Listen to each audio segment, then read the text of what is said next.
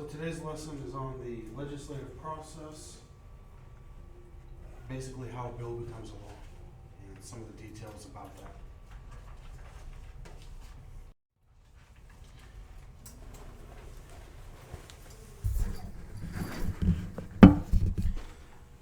This is a very basic overview. So a bill is a proposed piece of legislation. A bill is something that's not yet a law.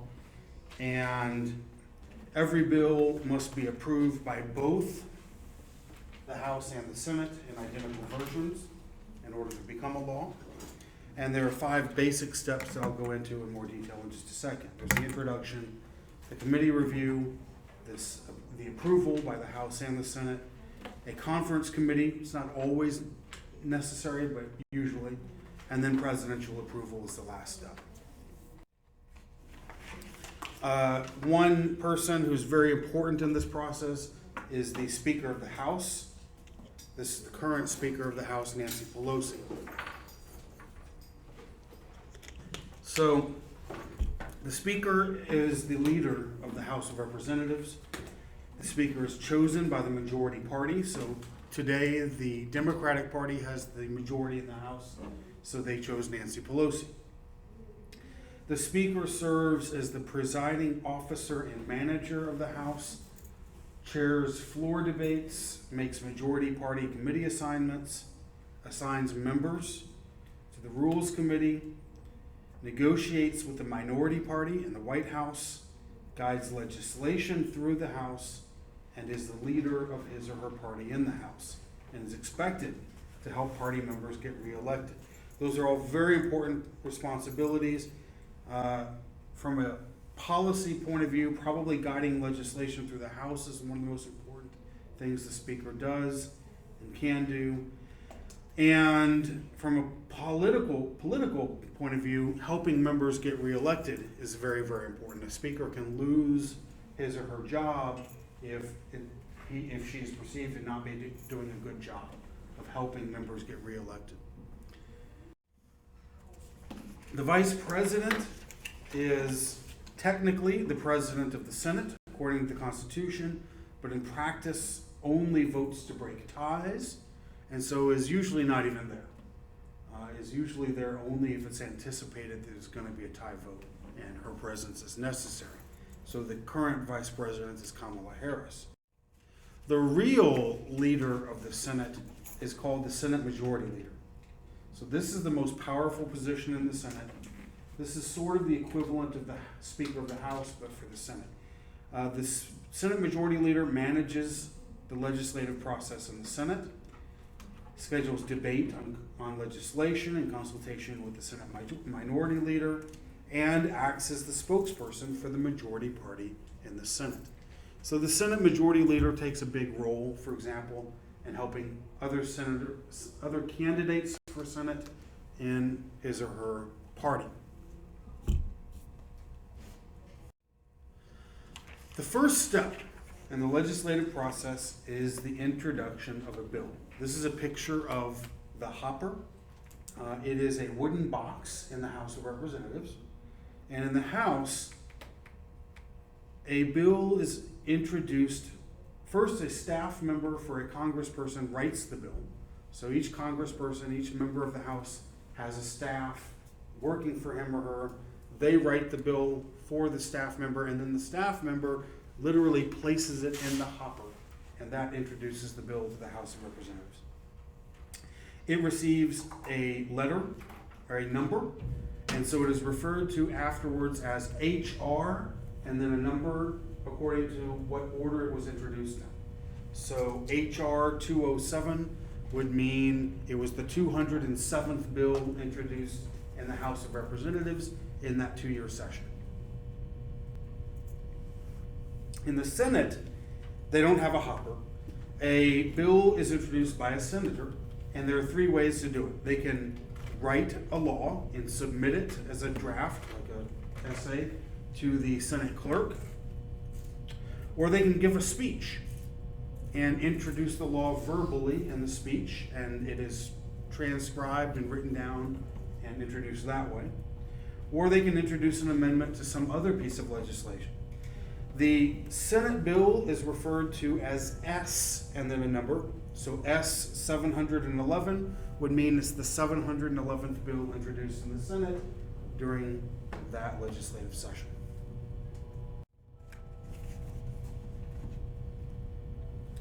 The second step is the committee.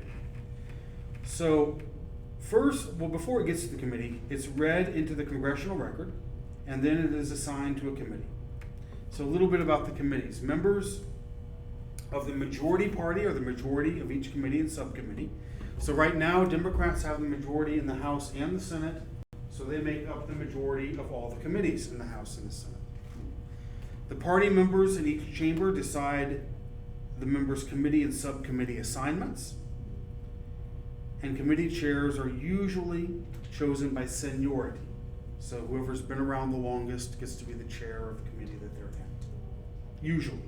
There are exceptions. The chairs are usually chosen by secret ballot, and the committee chairs are very important because they run the committee meetings and they control the flow of the work. So you see here the Senate Budget Committee. This is a picture I got from a year or two ago. I think it's still accurate. Enzi would be the chairman, so he would probably be the Democrat with the most seniority on that committee. Sanders, to his right, would have slightly less seniority, so is not the chair, I think, unless things have changed in the last year or two. So this is a different committee with Sanders as the chair. I don't remember which committee I took this picture of. So there are two kinds of committees. There are standing committees, which are permanent committees, and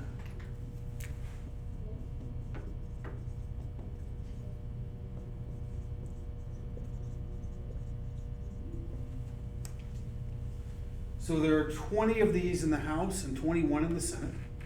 So for example, there's a House Appropriations Committee and a Senate Armed Services Committee. When you're appointed to that committee, typically you stay in that committee for your whole career. It might be 30 or 40 years.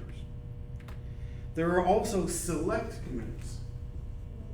So these are not permanent. These are specially created to consider specific policy issues or address a specific concern. Now there's also something called a subcommittee.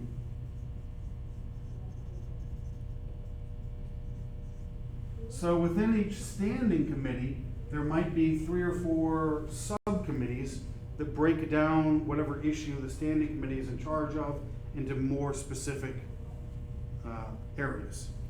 So the House has 101 subcommittees. The Senate has 68. So Senate, 21 standing committees, 68 subcommittees. These are divisions of the standing committees. You don't need to memorize those numbers, but just the general idea of what a subcommittee is. So for example, the House Energy and Commerce Committee has 6 subcommittees that handle specific bills. Here are the standing and permanent committees in the House and Senate. The language here is kind of confusing. I shouldn't have put standing and permanent select committees, but oh well. I guess technically the Intelligence Committee is a select committee, but it never goes away. So sorry for the confusion language. So there are some important ones. Let's see. The Senate Armed Services Committee, for example, is very important. If you're a senator and you like foreign policy, you like being involved in military decisions, military issues, you would want to be on the Armed Services Committee. And you would hear a lot of top secret information there about, foreign policy and wars going on around the world and that sort of thing. If you're on the Judiciary Committee in the Senate, that means you're on the committee that interviews candidates for the Supreme Court and other federal courts. And that's a very important committee. And those senators are in the news a lot. If you're on the Rules and Administrations Committee, the Rules Committee in the House is very, very important. I'll talk about that in a few minutes, but not as famous. You might not get your face in the news very much but you will have a lot of influence on which laws get passed. So what committees and subcommittees do? They do 4 basic things. So first they do agency review. That means they ask executive agencies that would administer a law for written comments on a bill. So suppose there's a bill about the Green New Deal, which is things like solar power, wind power, sources of power that aren't fossil fuels. You might ask the Environmental Protection Agency to come comment on a proposed law and tell you what they think about it. You have hearings. These are sessions held to gather information and views from experts, interest groups, concerned citizens, and policy experts. You see here a picture of a hearing. People are testifying before the committee, telling them what they think about some proposed legislation. Markup is when a committee marks up a bill with suggested changes or amendments for the full chamber to consider. This is very important because when the bill comes out of committee, it's not the same as it was when it went into the committee. It's been amended or changed with these proposals that now need to get voted on when it goes back to the full chamber. Now, the last thing is a report. So the committee issues a report to the full chamber explaining the bill and its intent. Now, some bills, most bills, don't even get a report. Most bills die in committee. Maybe the committee chairperson didn't like them. Maybe nobody liked them. And the committee decided not to even consider the bill. So they didn't hold hearings. They just ignored it. And it died in committee. Or they held hearings, but they decided not to forward the bill to the full chamber. So they basically said, we've decided not to issue a report to the full House or the full Senate. We're just going to leave the bill here because it's not worth the House's time. That gives you an idea how important the committee chairperson is. Suppose the committee chairperson doesn't like a proposed bill, hates it, then he or she can just say, I'm not going to have hearings, and that's it, and the bill doesn't go anywhere. Suppose the Speaker of the House or the Senate Majority Leader doesn't like a bill. They can send it to the committee that they know it will die in, right? Knowing that committee chair will not let it back out. Now, what if a bill dies in the committee? In the House, they have something called a discharge petition. But only in the House. There's not one in the Senate.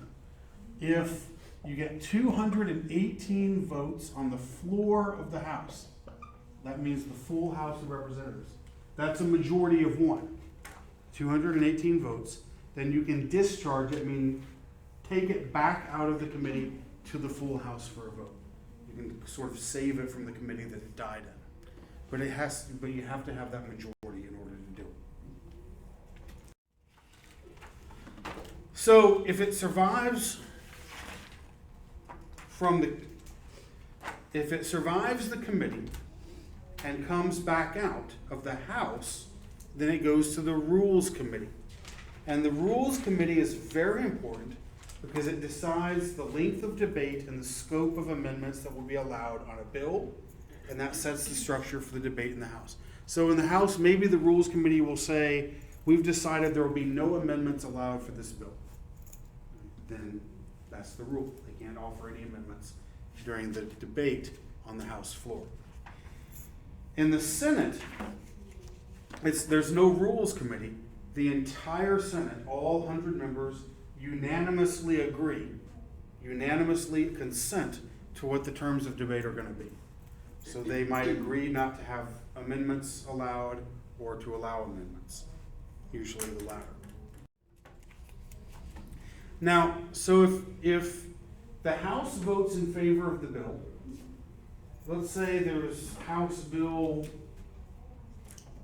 resolution,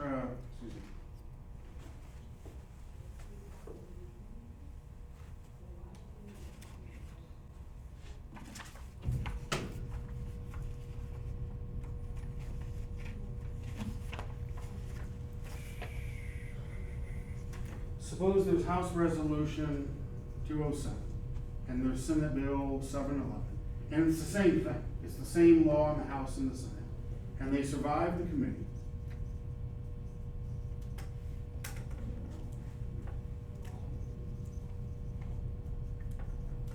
And they go to the floor,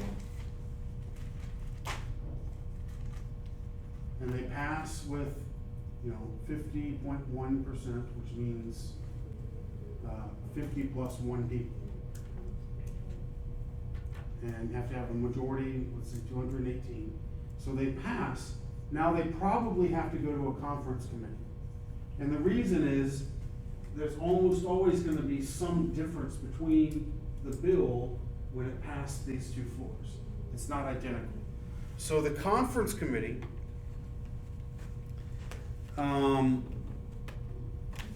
basically exists to iron out those differences, to reconcile the differences.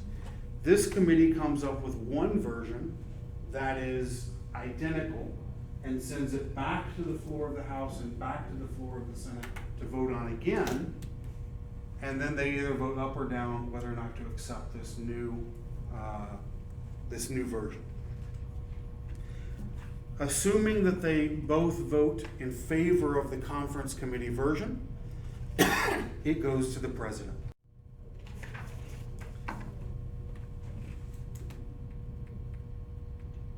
So the president can do one of three things: sign the bill, which makes it a law; veto the bill, which rejects it and returns it to Congress with a message explaining why it was vetoed. If the president vetoes it, then the House and the Senate can override the veto. But here, each chamber has to vote for it with a 2/3 majority, not just 218 or 51 senators. It has to be a 2/3 majority. There's a third option for the president. The president can choose to do nothing, not sign or veto the bill. And then what happens next with that veto, that bill that the president has ignored, depends on whether or not Congress is still in session. If Congress has adjourned, meaning they've gone home and the session's over, then the president effectively vetoes it by ignoring it. It's called a pocket veto. If Congress is still in session, then it becomes law. It's considered to be a law. So whether or not the president vetoes it or effectively allows it to become law by ignoring it depends on whether or not Congress is still in session.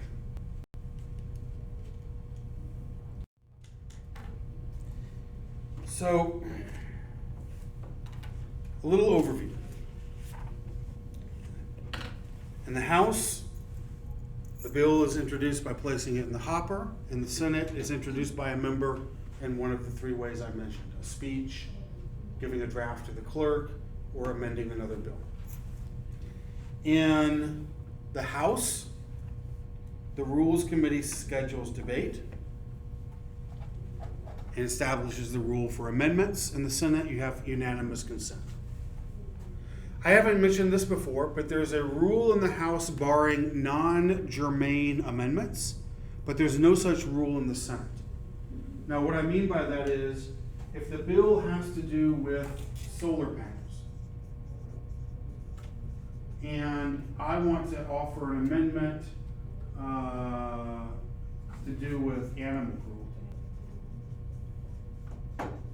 Well, animal cruelty doesn't necessarily have anything to do with solar panels, so I can't introduce that amendment in the House. It's not germane.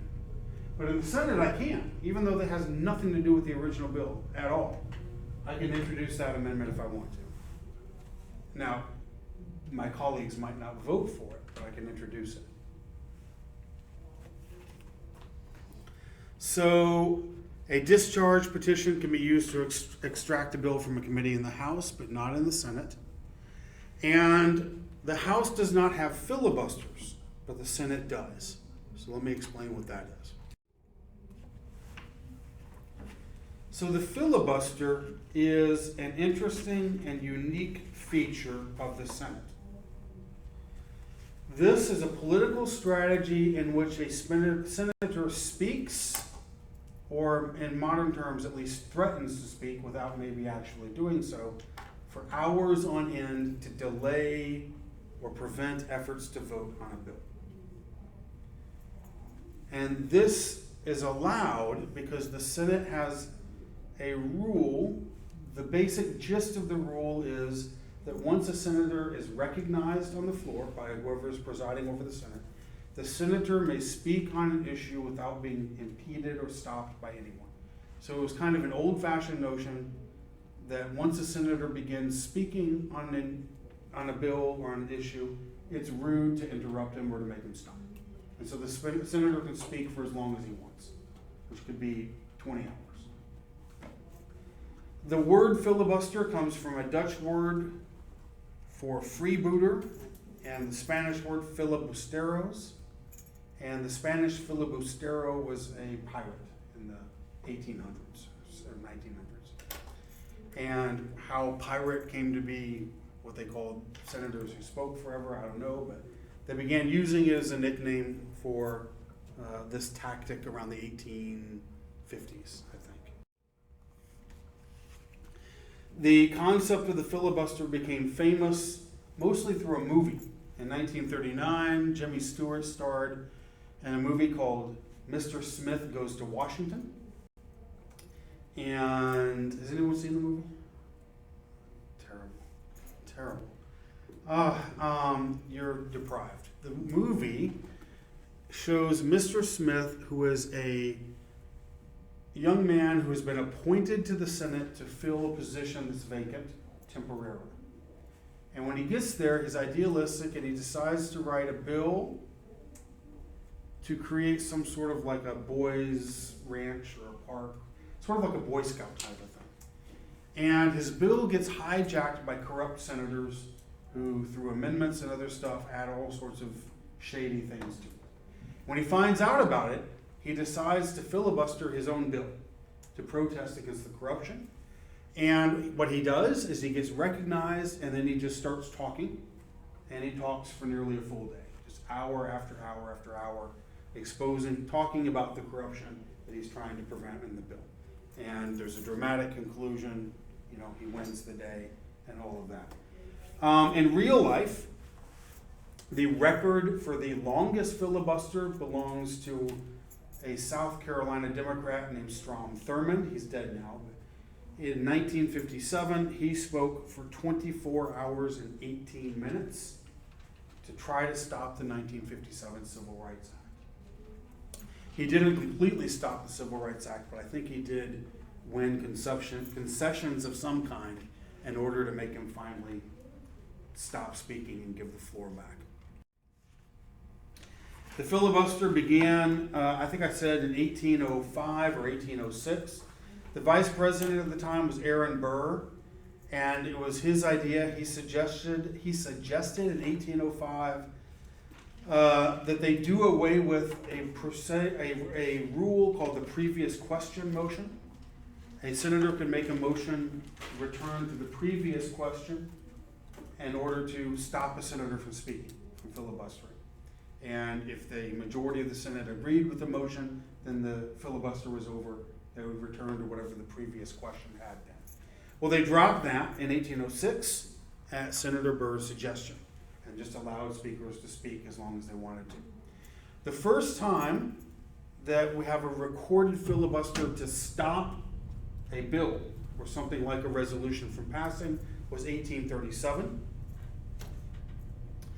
A group of senators who opposed Andrew Jackson filibustered to stop his allies from expunging a resolution of censure against him. So the Senate had censured him, and the censure just means we disapprove of something you've done. And his allies wanted to remove that censure from the record, and they filibustered in order to stop the removal. They just kept talking and talking until his allies gave up on the idea.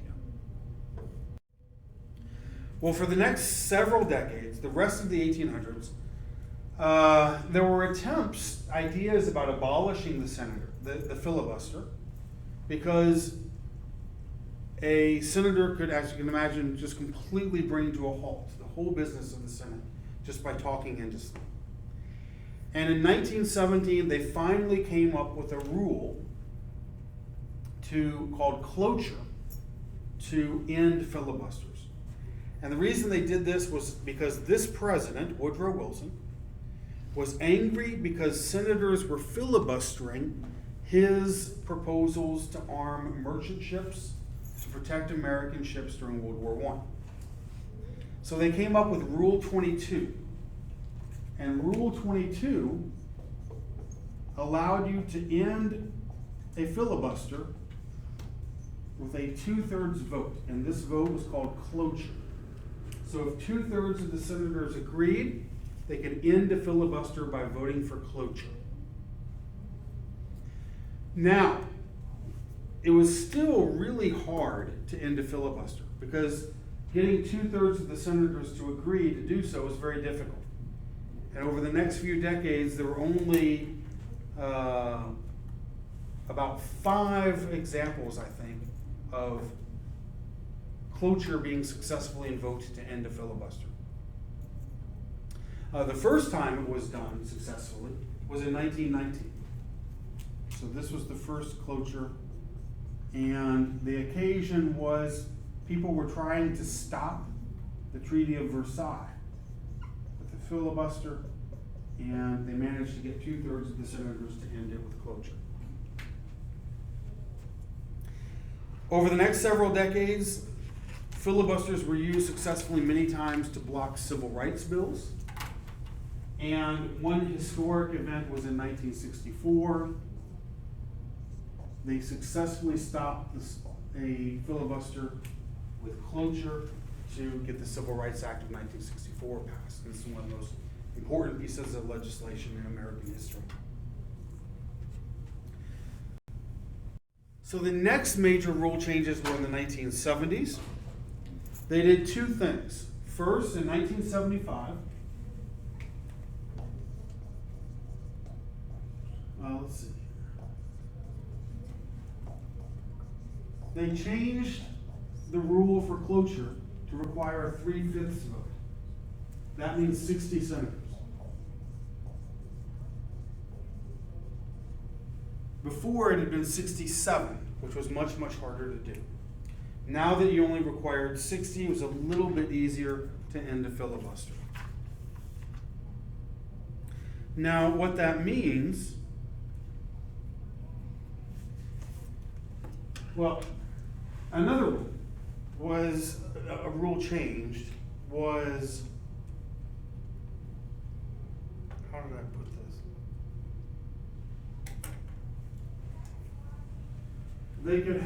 They allowed something you might call theoretical debate. What I'm trying to explain is, they came up with a rule where you could move on to other laws or other resolutions or other proposals while theoretical debate continued. In other words, if a senator said, I'm going to filibuster, or I am filibustering this proposed legislation, H.R. 207, or Senate Bill 711, the Senate could move on to other issues while I blocked that bill with my filibuster. And this allowed kind of virtual filibusters to happen. That's not a real term, it's just what I came up with. And so,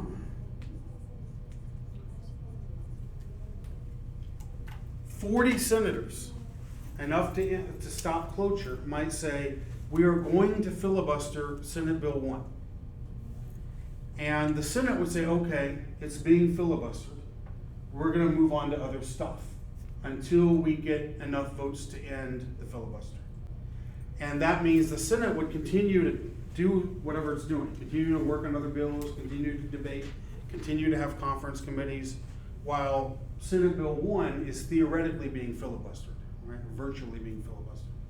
But there's not a senator literally standing up on the floor talking and talking and talking. And that's how most filibusters are today. There's not a person literally talking to filibuster a bill. It's more of a virtual.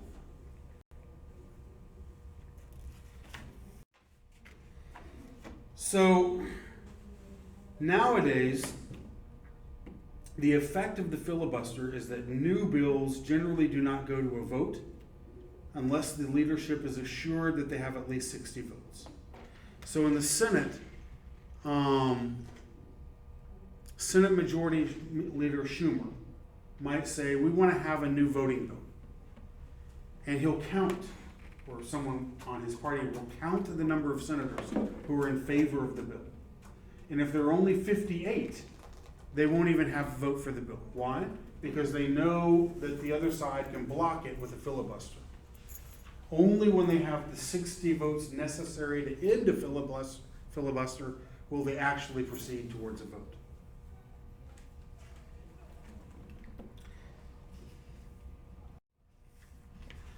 So how common are filibusters nowadays? More common than they used to be in some ways.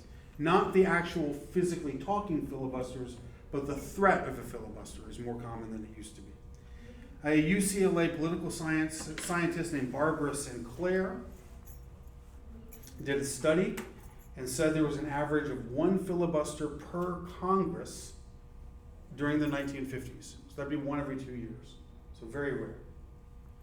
But that number grew steadily, and in the Congress that met in 2007 and 2008, there were 52 filibusters. And the next Congress that ended in 2010 had 137 filibusters over that 2-year period. So many, many more than there used to be. So the filibuster is still a very effective, some might say too effective, way to block legislation.